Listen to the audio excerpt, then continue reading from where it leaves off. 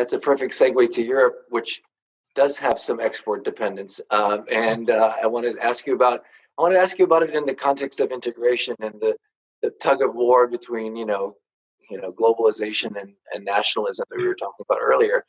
Because of course we're 8 years out from Europe having come to the brink of falling apart.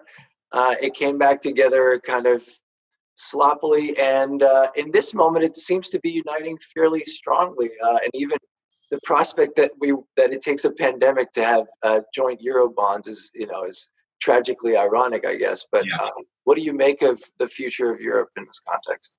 It's funny. In 2010 to 2012, which was when I was at Bank of England on the policy committee, that was the worst of the European crisis, and especially the euro area crisis within Europe.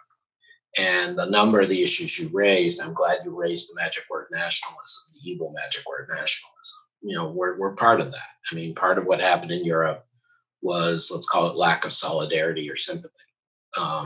That Northern Europe, Germany, Netherlands, Finland, Austria is classified as Northern for this purpose, were very disdainful of the moral hazard that Southern Europe, Greece, Italy, Portugal, Spain, and initially Ireland was considered Southern, brought this in some sense on themselves, this being the crisis of 2008, 2010. That was wholly unfair, as you've talked about and we've talked about in the past. But anyway, so the question was this time around, similar to what we said a few minutes ago, since no one can claim that this crisis was because Italy was the only one to get sick, should there be more solidarity? And what we've seen is the limits of the solidarity. They've ended up, as Europe does, in a muddled compromise. So the ECB, the European Central Bank, is doing about as well, almost as the Fed, in terms of providing emergency liquidity, stabilizing markets, ending the financial panic. But that only gets you so far. And so it's a half empty, half full. You mentioned that Europe seems to be coming together. My Peterson colleague, Jacob Kierkegaard, has written a piece recently arguing that, the package that the Europeans have put together beyond the European Central Bank really has some bonds, some spending for COVID response, and therefore it is a step forward. There are others of us, myself included, who are more skeptical that if not now, when? If you're not going to give real solidarity and joint bonds now, when are you going to do it? And the joint bonds is really important. It's important politically and economically because it's sort of the one thing that keeps cropping up as the weakness of the euro area. So you see the division, the wedge, the spread between Italian and German government bonds has stayed around 200 basis points, which is a big number, especially when interest rates are so low. And that's because there is no common fiscal capacity.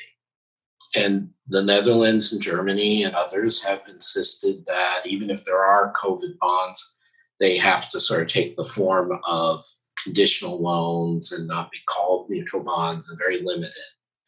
And so you end up with this halfway house that doesn't satisfy anybody. I mean, it may satisfy the financial markets in the literal overnight sense that there's enough money there, and it certainly will help Italy and others cope. Sure. But the Northern Europeans say, well, we're we're Denmark, we're Austria, we're already reopening because we ran it right and we had lots of reserves to pay for things. So why do they get our money? Okay, it's an act of charity. We'll give you this little bit of money. And the Italians and others in the South are saying, why the hell are we staying in the euro area or in the European Union even if in this kind of emergency we don't do it? Right. And oh, by the way, Italy says, we've run a primary surplus for I think 19 of the last 20 years or something. So don't talk to us about not running too much debt. We haven't been. So I actually am not as sanguine and thrilled about Europe as some of my colleagues are. I hope I'm wrong. Yeah. No, that's a very good point. And where does this leave Brexit, by the way, before we come back to the States? Because is it on hold or does it just accelerate a hard Brexit that has no real shape or resolution? Well, again, the economic nationalism as a subset of real nationalism obviously reared its ugly head very vociferously in Brexit. And there's a lot to talk about there. But in terms of what happens from here,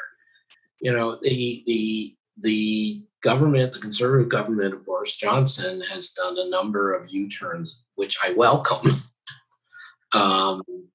particularly in fiscal policy, and now potentially on the NHS. Now that Boris Johnson, the National Health Service, there, now that Boris Johnson has been saved by it, and again, I'm not being unsympathetic to him. This isn't cynical. If this leads to his Damascene conversion, that him seeing in person with his life on the line how foreign nurses and doctors working under heart conditions in the National Health Service save lives, and that convinces him to change his mind. God love him and love God for doing that. So Brexit, there can't be a total reversal, but there is this sort of ridiculous wing of the Eurosceptics, as they're called, who want Brexit to be implemented before year end, even in the midst of all this. And we've already seen that because of the Brexit uncertainty, not in the sense that they don't know what's going to happen, but in the sense of the way the British government was handling it, there were 3 opportunities, The Guardian reported, for UK to join a joint buying scheme for medical supplies, PPE, personal protective equipment, things like that, like New York is doing with several other states in the US. And the UK blew it 3 times. So there are very tangible costs to them going ahead with the Brexit mindset and Brexit implementation right now.